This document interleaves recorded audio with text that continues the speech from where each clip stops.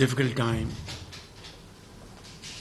when from 9th May onwards some gruesome events have taken place which have shamed Pakistan and which has brought a lot of disgrace and infamy. 9 मई को जो कुछ भी हुआ इस मुल्क के अंदर वो पाकिस्तान की तारीख़ में एक स्याह तरीन दिन से याद रखा जाएगा। वो एक इंतहाई अलमनाक दिन था जिसने पाकिस्तान में करोड़ों पाकिस्तानियों में उनको गमगीन कर गया और अवाम, माएँ, बहनें, बुज़ुर्ग, जवान, फ़ौजी, सियासतदान, डॉक्टर, इंजीनियर्स, बच्चे, स्टूडेंट्स, टीचर्स, मज़दूर इंतहाई गम और गुस्से की सूरत हाल में ये दिन गुजारे। और इसी तनाज़र में आज ये जो इजलास हो रहा है तो हम सब आज ये बात सोचने पर मजबूर हैं कि वो कौन सा नज़रिया था, वो कौन शख्स था या वो कौन सा जथा था जिसने वतन पाकिस्तान के साथ वालिहाना मोहब्बत को नज़र आतिश कर दिया, जिसने जिना हाउस ये एक महज इमारत नहीं है बल्कि लहू से इस पर इबारत लिखी गई थी। ये एक घर जिसमें जो सपूत मुकीम थे, जो पाकिस्तान की हिफाजत करते थे, उस घर को किन्होंने तबाह बर्बाद कर दिया, बल्कि राख कर दिया। मैं खुद जब मैं वहाँ पर गया तो यकीन नहीं आता था और यकीनन चश्मे फलक ने इस तरह की सूरत हाल पहले कभी नहीं देखी थी। मैं समझता हूँ कि जिन लोगों ने, जो भी हैं, जिन्होंने ये मंसूबा बंदी की, जिन्होंने उन जत्थों को आग और तोड़ पर उकसाया, जिन्होंने उनको लीड किया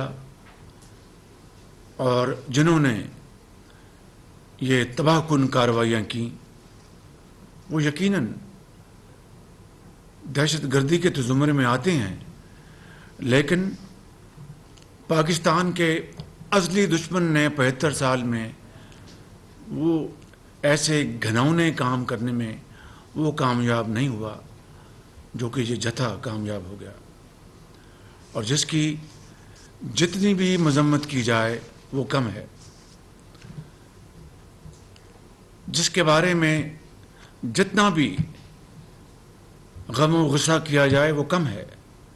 इसलिए कि चाहे वो 65 की जंग हो, चाहे वो ज़रब अज़ब हो,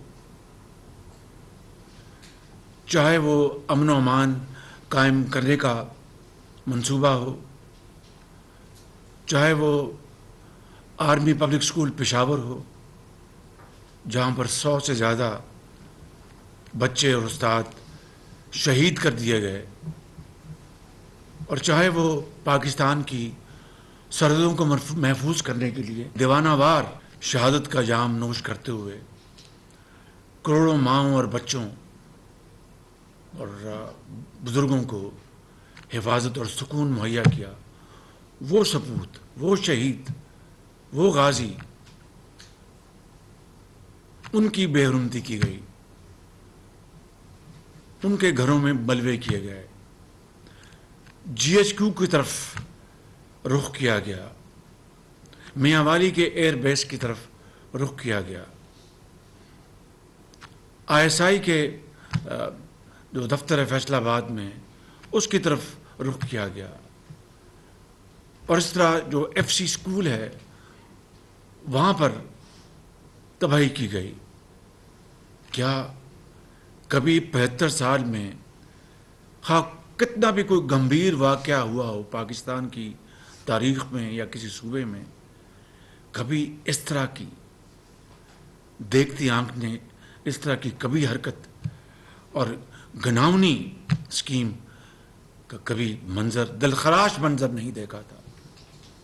تو میں سمجھتا ہوں کہ آج ہم ایسے موقع کے اوپر یہاں بیٹھے ہیں کہ ہمیں اس ساری صورتحال کا ہمیں جائزہ لینا ہوگا.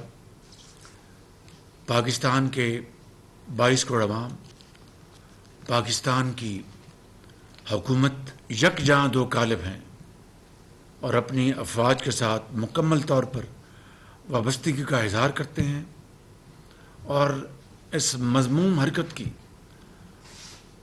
بھرپور مذمت کرتے ہیں.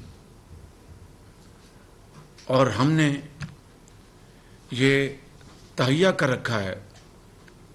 میں نے لاہور میں بھی میٹنگ کی تھی، KPK کے جو آفیشلز ہیں وہ بھی موجود تھے، اور میں نے کہا تھا کہ اس طرح کا دلخراش منظر کبھی کسی پاکستانی نے نہیں دیکھا. اور یہ کن کے ساتھ کیا گیا؟ جنہوں نے وطن کی خاطر اس دنیا کو چھوڑ کر وہ اگلے جہاں چلے گئے. اور میں پھر وہ الفاظ دہرانا چاہتا ہوں کہ ان کی بیویاں بیوہ ہو گئیں، ان کے بچے یتیم ہو گئے، ان کی ماں باپ قیامت تک ان کے آنکھوں میں آنسو خشک نہیں ہوں گے.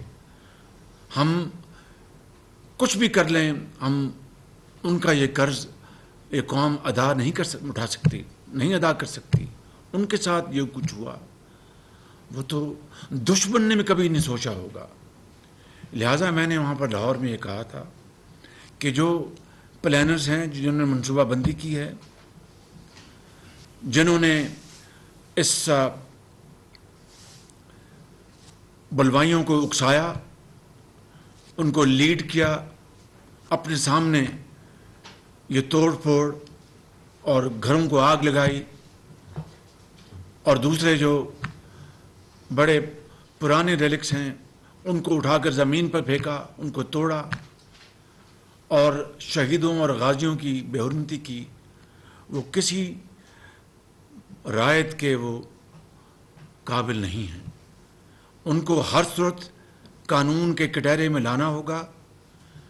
اور اگر وزیر اعظم بھی کہے کہ اس فلاں کو چھوڑ دو تو وزیر اعظم کا حکم ماننے سے انکار کر دو. اور بے گناہ کو کسی صورت بھی اس کو آپ تنگ نہیں کریں گے. وزیر اعظم بھی کہے کہ اس کو تنگ کرو تو آپ وزیر اعظم کا حکم نہیں مانیں گے.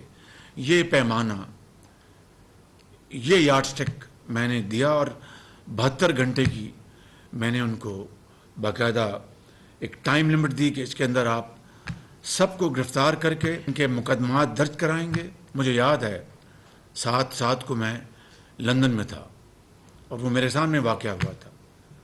آپ یقین کریں کہ 24 گھنٹے میں مجھے مشورہ دیا کہ آپ گھر سے نہ نکلیں. میں 24 گھنٹے کے بعد گھر سے نکلا تو سڑک کے اوپر، جسے کھوکھا کہتے ہیں، وہاں پر اسلامی تاریخ کی کتابیں اور اسلامی کتابیں، وہاں پر وہ ایک آدمی وہاں پر وہ بیچتا تھا. میں حیران رہ گیا کہ وہ دکان وہاں پر موجود تھی، کسی نے اس کی طرف دیکھا نہیں. لیکن جو کلپریٹس تھے ان کے لیے راتوں کی بھی عدالتیں لگی. برطانیہ کی تاریخ میں شاید یہ پہلا موقع ہوگا کہ راتوں کی بھی عدالتیں لگیں اور ان کو قرار واقعی سزائیں دی گئیں. اگر آج ہم نے اس لمحے کو تاریخ اور عوام اور ملک کے 22 کروڑ عوام یہ پکار کر یہ مطالبہ ان کا ہے کہ جو بے گناہ ہیں ان کو ہاتھ نہ لگایا جائے، جو گناہ گار ہیں کسی بھی حوالے سے ان کو قرار واقعی سزا ملے گی، تو پھر رہتی دنیا تک آئندہ اس طرح کا واقعہ دوبارہ رونما نہیں ہوگا اور پاکستان کی طرف پھر کوئی میلی آنکھ سے نہیں دیکھے گا. میں سمجھتا ہوں کہ آج یہ قومی سلامتی نیشنل سیکورٹی کمیٹی کا یہ اجلاس اپنی افواج پاکستان کے ساتھ بھرپور وابستگی کا اظہار کرتا ہے، ان تمام واقعات کی شدید مذمت کرتا ہے، اور قانون اور آئین کے مطابق قانون اپنا راستہ اپنائے گا. کسی کے ساتھ زیادتی ظلم کا سوال نہیں پیدا ہوتا، مگر کسی نے جرم کیا ہے اس کو بچ نکلنے کا کوئی سوال نہیں پیدا ہوتا ہے. اور میں سمجھتا ہوں کہ ہمیں قانونی لحاظ سے، آئینی لحاظ سے اور انتظامی لحاظ سے ایسے آئندہ کے لیے انتظامات کرنے چاہیے کہ رہتی دنیا تک، قیامت تک اس طرح کا واقعہ دوبارہ کبھی رونما نہ ہو جس نے پوری دنیا میں پاکستان کو شدید نقصان پہنچایا اور کروڑوں لوگ جو ہیں وہ آج بھی غصے میں اور رنجیدہ ہیں۔ اللہ تعالی ہم سب کا حامی ناصر ہو۔ وزیر اعظم محمد شہباز شریف نے قومی سلامتی کمیٹی کے اجلاس سے خطاب کیا۔ ان کا کہنا تھا کہ 9 مئی کو پاکستان کی تاریخ کے سیاہ ترین واقعات ہوئے۔